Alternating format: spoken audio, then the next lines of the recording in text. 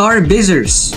Hold on to your seats because today's headline is all about Coco Martin's love, loyalty, and the heartfelt birthday shoutout to Julia Montes that melted the internet.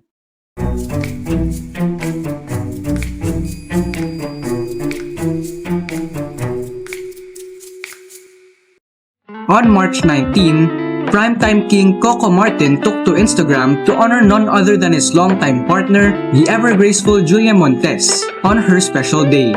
And let me tell you, this wasn't just your ordinary happy birthday post. It was a full-on love letter.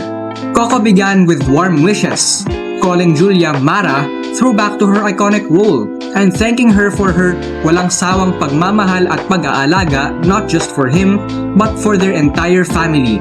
He didn't stop there. He went on to say, sa lahat ng pagkakataon na ako'y nanghihina, ikaw ang lakas at sandalan ko.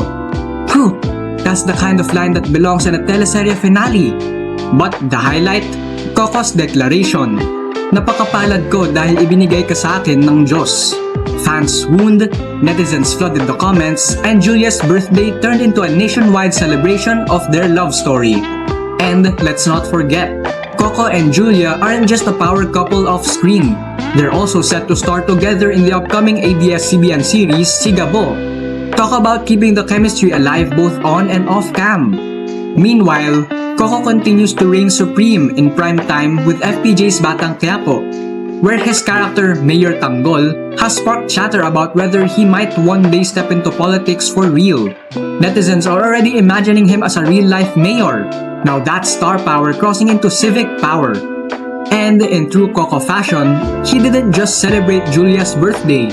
He also showed support for fellow stars Kim Chiu and Paolo Avellino, praising their bold new primetime project, The Alibi, ang buong katotohanan. That's camaraderie and humility rolled into one superstar package. So, what's the takeaway? Coco Martin isn't just an action star. He's a romantic leading man in real life, proving that behind the cameras, love stories can be even more powerful than the ones we watch on screen.